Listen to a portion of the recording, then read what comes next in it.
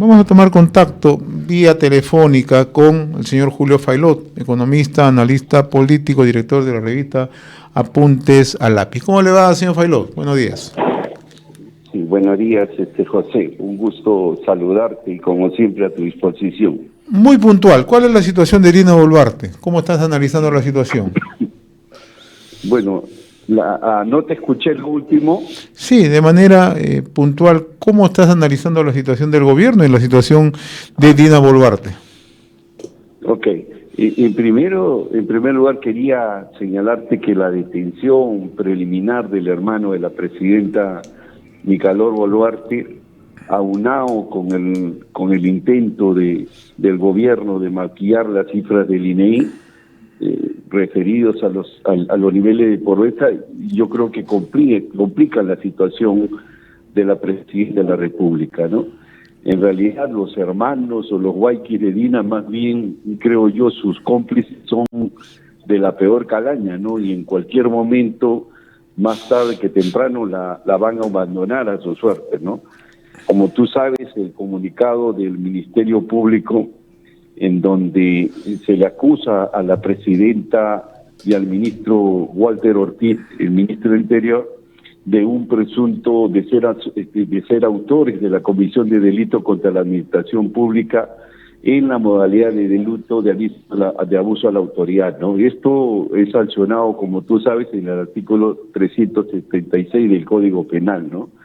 Ahora, de hecho, la desactivación del EPICOP y la relación con la detención de Dina Boluarte ha hecho que la Fiscalía inicie investigaciones en contra de la presidenta y el ministro del Interior, ¿no? Supuestamente habría un delito de encubrimiento personal y abuso de autoridad, estimado amigo. Yo creo que en realidad la presidenta está complicada, está en aprietos, ¿no? Yo creo que esta apertura de una nueva carpeta fiscal que se le está añadiendo a los roles y a la investigación por las 49 ejecuciones extrajudiciales y la desactivación del equipo especial policial de apoyo al equipo de fiscales contra la corrupción ha sido puesto a descubierto, ¿no? Y por lo menos en su intencionalidad de obstruir a la justicia para proteger a su hermano, ¿no? Ayer la presidenta de la República estuvo en la provincia constitucional del Callao, en la zona de Oquendo, entregando títulos de propiedad. Y ayer ha insistido ella que va a seguir trabajando hasta el 28 de julio de 2026, ¿no? Pero también añadió otro tema, dijo, aquí el pueblo eligió una fórmula presidencial. Entendemos que se refiere a la fórmula presidencial a la que ella formó parte, Perú Libre, y conforme a la Constitución, eso se debe respetar. Es lo que ha dicho ayer la presidenta. ¿Qué opinas al respecto? Mira, de hecho ella tiene toda la intencionalidad de quedarse hasta el año 2026. El problema es hasta dónde realmente el legislativo o el Congreso de la República está dispuesto a soportar todos estos avatares, todos estos escándalos, ¿no? Yo creo que evidencia de corrupción existe, como la existieron en la época de Castillo, ¿no? De manera que eso va a depender más del Congreso, ¿no? Si bien es cierto, el Congreso de la República no la vaca, es porque como todos conocemos, no se quiere jugar la salida del Congreso de la República a una disolución, ¿no? Porque eso es lo que correspondería si es que lo hicieran antes de julio de 2025, ¿no?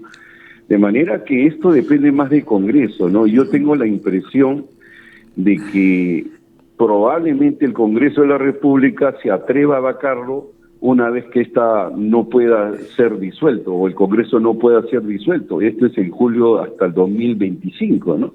De manera que eso hasta julio de 2026 lo veo bastante complicado, ¿no? No le doy realmente una vida útil hasta el año 2026 a la Presidenta de la República, ¿no? Ahora, en el Congreso se ha presentado una moción de vacancia, pero muy bueno tu apunte, ¿no? El Congreso no tiene la voluntad, ciertamente, porque si los congresistas quisieran también decir, bueno, adelantamos las elecciones, también alcanzaría a ellos, ¿no? Pero sí, parece ser que no tiene las intenciones, ¿no? O sea, yo escucho a los congresistas, a la señorita Ruth Luque o también a otros congresistas, pero nunca tienen esa voluntad, ¿no?, de dar un paso al costado, a pesar que ellos también tienen un alto nivel de desaprobación. Bueno, eso está demostrado, ¿no? Ellos están en 5% de aprobación, les interesa poco. Mira todo lo que han hecho, toda la reforma constitucional sin necesidad de ninguna asamblea, ¿no? Que lo justifique, ¿no? Mira, la situación es bien sencilla, ¿no? No hay que pensar mucho, no hay que ser demasiado, ¿cómo se llama?, reflexivo para darte cuenta que el Congreso no está dispuesto de ninguna manera, por lo menos, donar su sueldo al fisco, ¿no? O por lo menos privarse de su sueldo. Imagínate si han entrado en la mezquindad de mocharle el sueldo a trabajadores que ganan menos la mitad de ellos. Imagínate que ellos renuncien a su sueldo, porque eso es lo que significa en términos prácticos, ¿no? O sea, que haya nuevas elecciones significa 2 años, más de 2 años juntos. Y, que, sueldo, ¿no? yo quisiera agregarle algo más, Julio. No están renunciando a sus sueldos, sino a sus lobbies, a todos sus negociados que hacen gran parte de los congresistas, no todos, porque en eso sí hay que ser también justos. Hay congresistas que son honorables, que son poquísimos, pero ya no es el sueldo, sino los lobbies, los negociados que hacen debajo de la mesa. Cómo buscan que vender los proyectos para el presupuesto hacia el año 2025. Eso es lo que hacen los congresistas, y todo el mundo lo sabe, sino que los medios de comunicación callan. Eso es otra cosa. Sí, en eso tienes razón, ¿no? O sea, esto lo denunció en su momento la congresista que va a postular a la presidencia de la República ahora, ¿no? No recuerdo ahorita cómo se llama, pero ella lo denunció, este tema de los lobbies y todo eso, ¿no? Es verdad, también son los beneficios que te otorga el poder, la investidura, el blindaje que te da de una u otra manera el ser congresista, no te pueden detener salvo que cometas delitos en el ejercicio de tus funciones, ¿no? Entonces, hay muchas cosas que están en juego, ¿no? Y yo creo que eso es lo que finalmente termina de pesar, pero pesa obviamente los beneficios económicos que le genera, ¿no? Entonces, yo lo veo muy difícil en la vacancia desde esa perspectiva, ¿no? Sin embargo, esto puede acabarse en el año 2025, porque acaso, José, a un año, y eso lo dice el artículo 134 de la Constitución, no puede disolverse Congreso, ¿no? O sea, y si hasta el año 2025 los congresistas, bueno, ya un año de las elecciones, hay reelección, a un año, obviamente creo que lo más probable es que entreguen la cabeza de Dina Boluarte y ellos se queden, haya una sucesión presidencial, como todos conocemos, asumiría el presidente del Congreso la presidencia de la República y ustedes convocarían a nuevas elecciones como corresponde y como lo señala la Constitución, ¿no? Quiero aprovechar para preguntarte otro tema. Tú estás muy vinculado al tema de economía y naturalmente también al tema, conoces mucho lo que ocurre en el sector minería, ¿no? Te lo pregunto por qué, porque hoy se ha conocido el índice mundial, el índice minero mundial que siempre realiza el Instituto Fraser de Canadá, ¿no?, donde se le pide opiniones a los principales CEOs o los principales gerentes de las empresas mineras en el mundo. Hemos caído 25 posiciones, estamos en el puesto 59. ¿Qué te parece esto? O sea, ¿cómo está llegando el país? ¿Por qué se está llegando a esta situación, Julio? Tú que conoces el tema, estás en una zona en Sierra Sur, que es una zona minera, ¿no? Y ahora ya no somos un país atractivo en términos de inversión. Mira, tú sabes que un componente importante tiene que ver con inversión privada, ¿no? Claro. Y la inversión privada exige evidentemente estabilidad política, ¿no? Mira, antes, y estaba demostrado hasta hace algunos años, hasta antes que entre Castillo, de que la política y la economía caminaban en cuerdas separadas. Ahora no es así. Ahora la política influye tremendamente, sobre todo por los escándalos internacionales, ¿no? Como tú sabes, en cualquier momento pueden activar la Carta Democrática y eso nos complicaría más la vida. No solamente está el tema de la estabilidad política, sino también la estabilidad jurídica, ¿no? Tienes un Congreso de la República que te cambia leyes anticonstitucionales y eso obviamente aterra a la inversión privada y sobre todo la inversión minera, porque como tú sabes, los proyectos mineros tienen un proceso de maduración bien alta, bastante larga, ¿no? Entonces, sacar un proyecto minero en promedio es 15 años, y eso estoy hablando de los que han salido en los últimos 30 años, ¿no? De manera que el problema de la crisis política es un tema gravísimo para nosotros, ¿no? La crisis política aunada a los escándalos internacionales, producto de todo lo que está sucediendo, ¿no? En cualquier momento cambian las reglas de juego y esto pues evidentemente aterra la inversión privada, ¿no? Lo más probable es que esta cosa empiece a tener sus límites cuando efectivamente los que están afectados o los grupos de poder que están afectados, que son los que finalmente cortan el jamón, le digan ya pues basta, ¿no? Basta, ya no podemos seguir en la misma cosa, ¿no? Y yo creo que ese es altamente probable, ¿no?